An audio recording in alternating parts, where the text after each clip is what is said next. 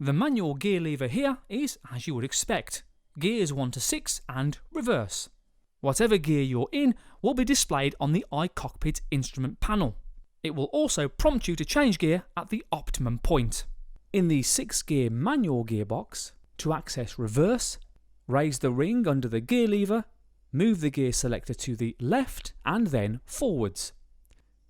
In the 5-gear manual gearbox, reverse is accessed by moving the gear fully to the right and then backwards. The electric parking brake has 2 operation modes, automatic and manual.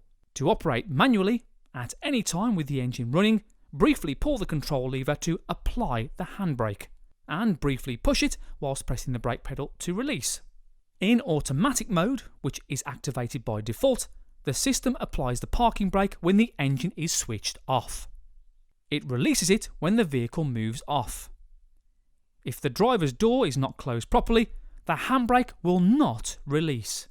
It's worth noting that the handbrake will not apply automatically if the car stalls or enters stop mode of stop and start.